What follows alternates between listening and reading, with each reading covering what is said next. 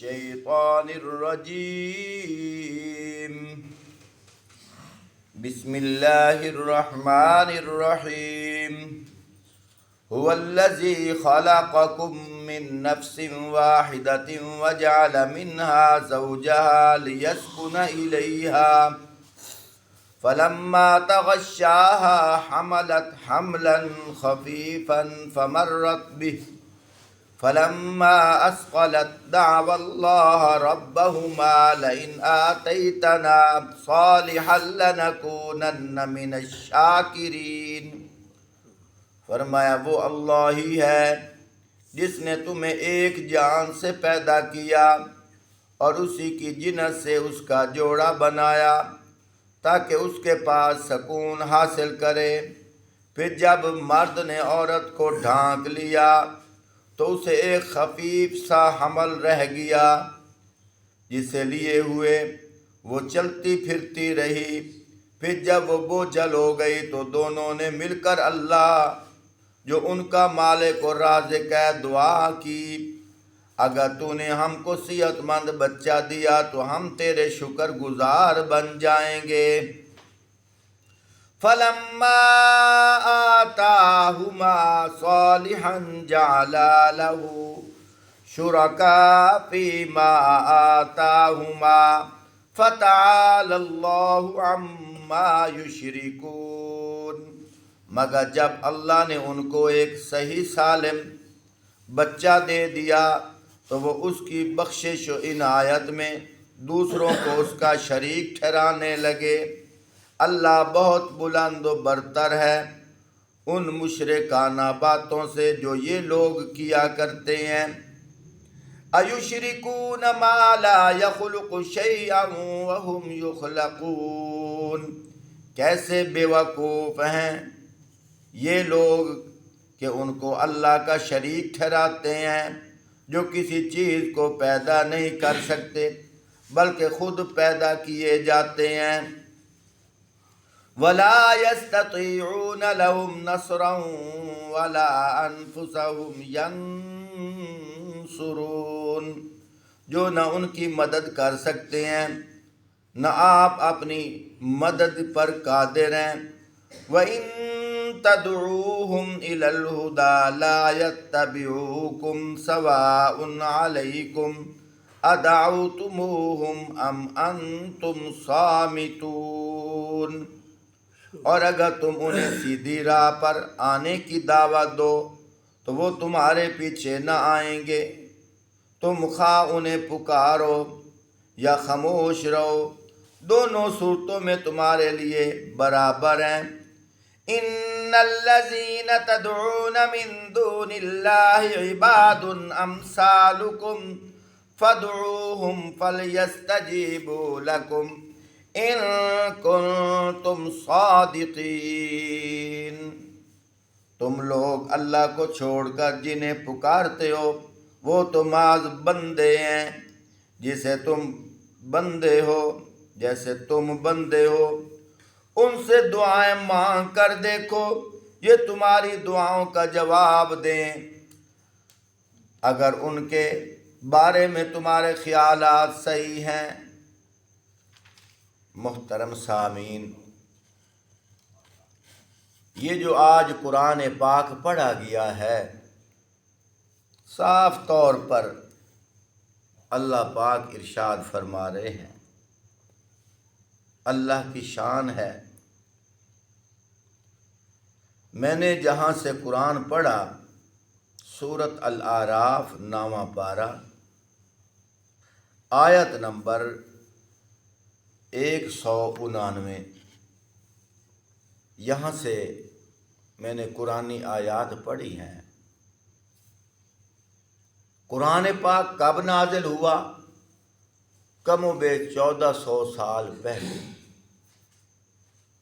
لیکن جو کیفیات، جو مزاج، جو حالت اللہ نے بیان کی ہے آج ہر محلے ہر گلی میں وہی کیفیت ہے.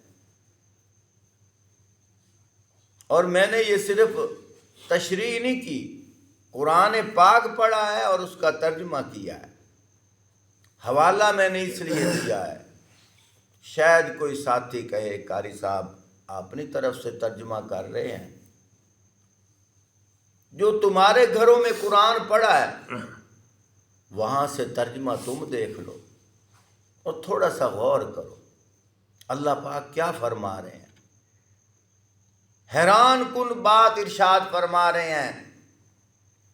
اللہ پاک فرما رہے ہیں، فرمایا جب میاں بیوی آپس میں علیحدہ کمرے میں وقت گزارتے ہیں، پھر بیوی حاملہ ہو جاتی ہے، پھر یہ اللہ سے دعا کرتے ہیں یا اللہ ہمیں صحیح سالم نیک بچہ دے، ہم تیرے شکر گزار بندے بن جائیں گے۔ جب اللہ پاک انہیں صحیح سالم نیک بچہ عطا فرماتے ہیں، پھر بجائے اس کے کہ ان کا حق تھا کہ اللہ کا شکر ادا کرتے، الٹا کیا کرتے ہیں؟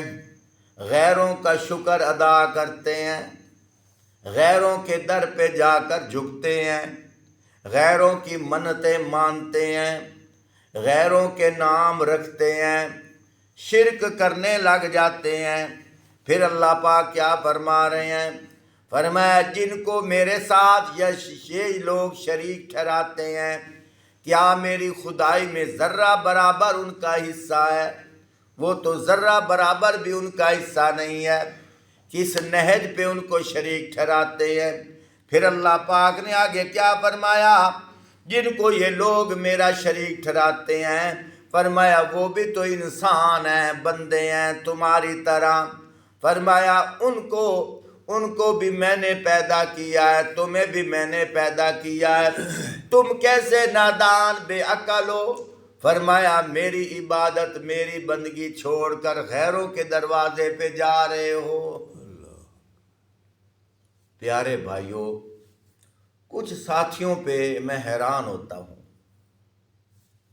ایک تو ان لوگوں پہ حیران ہوتا ہوں جن کو یہ پتہ ہے کہ قرآن پاک جو ہے نا، جہاں پڑھا جائے گا وہاں لوگوں کو ہدایت ملے گی، تو ہمارے روٹی ٹکر کا انتظام ختم ہو جائے گا، یعنی 2 نمبری چور بازاری ختم ہو جائے گی۔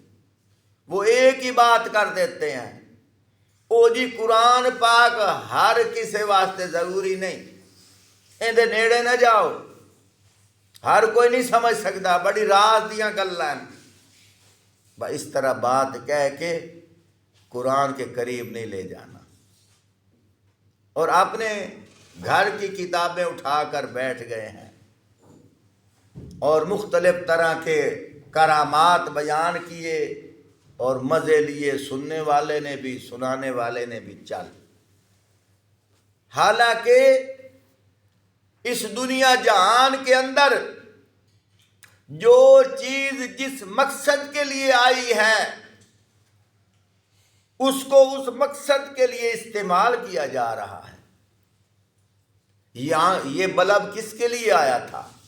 کہ روشنی دے، وہ مقصد پورا کر رہا ہے۔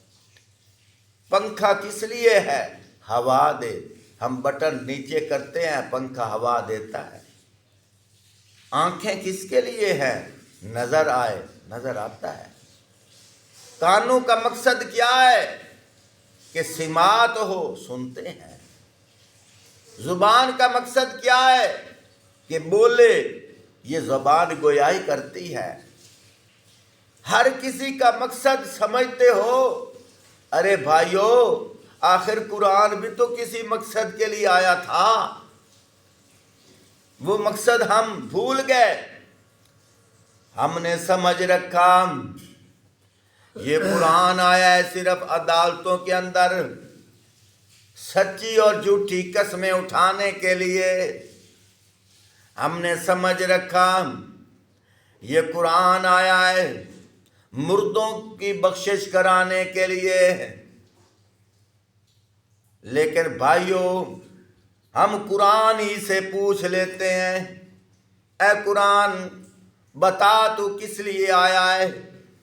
ہم تو تجھے دیکھ رہے ہیں کبھی کھجوروں کے باغ کے اندر، کھجوروں کے فارم کے اندر اگر آندھی چلنے کا خدشہ ہو، اللہ پاک معاف فرمائے، لوگ تجھے کھجوروں کے درختوں کے ساتھ لٹکا دیتے ہیں، کیا تو اس لیے آیا تھا؟ اللہ کا قرآن کہتا ہے نہیں نہیں، میں اس مقصد کے لیے نہیں آیا تھا۔ اے قرآن، ہم تو دیکھتے ہیں کہ لوگ کیا کرتے ہیں، جب بیٹی رخصت کی جاتی ہے اس کے سر کے اوپر قرآن رکھ کر اس کو گزارا جاتا ہے۔ کیا تیرا یہی مقصد تھا؟ اللہ کا قرآن کہتا ہے نہیں نہیں، میرا یہ مقصد نہیں تھا۔ اے قرآن، ہم تو یہ دیکھتے ہیں کہ گھروں کے اندر ہر چیز پڑی ہوئی ہے، ہر چیز کی دیکھ بھال ہو رہی ہے، لیکن ایک الماری کے اندر تجھے بھی رکھا گیا ہے، ہر چیز کی صفائی ہو رہی ہے، لیکن جس الماری میں تجھے رکھا ہوا ہے ادھر کبھی کوئی آدمی، عورت یا مرد، کبھی کسی کا خیال بھی نہیں آیا، حتیٰ کہ مہینے گزر گئے، جالے پڑ گئے، اگر پوچھا جائے تو کہتے ہیں کہ برکت کے طور پہ رکھا ہوا ہے۔ اے قرآن بتا تو اس کے لیے آیا تھا؟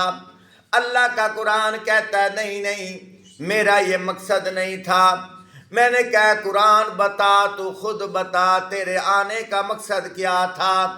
آج کوئی مہمان کسی کے گھر میں آتا ہے، مہمان سے بھی پوچھا جاتا ہے کہ خیر کیویں آئے، کوئی مقصد لے کے دسو۔ اے قرآن بتا تو آیا ہے، کیا مقصد لے کے آیا ہے؟ اللہ کا قرآن کہتا ہے ہدی للناس، میرا مقصد یہ ہے کہ میں لوگوں کی ہدایت کے لیے آیا ہوں، میں بھٹکے ہوئوں کو سیدھا راہ دکھانے کے لیے آیا ہوں، مجھے پہچانو، مجھے پڑھو۔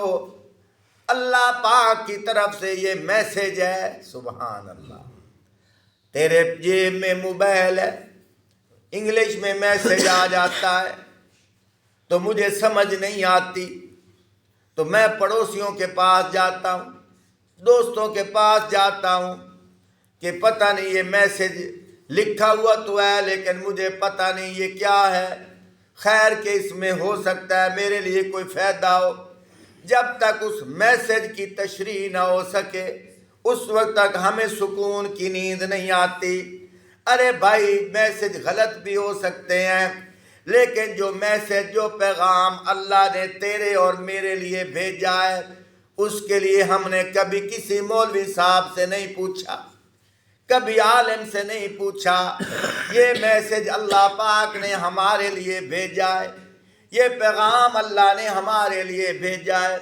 ہمیں چاہیے کہ اپنے علماء کے پاس جائیں، ان سے پوچھیں اللہ پاک اس لین میں ہمیں کیا کہہ رہے ہیں، اس رکوع میں ہمارے ساتھ اللہ کیا مطالبہ کر رہے ہیں، اس سپارے میں اللہ پاک ہمارے ساتھ کیا مطالبہ کر رہے ہیں، اللہ پاک ہمیں کیا بتانا چاہتے ہیں۔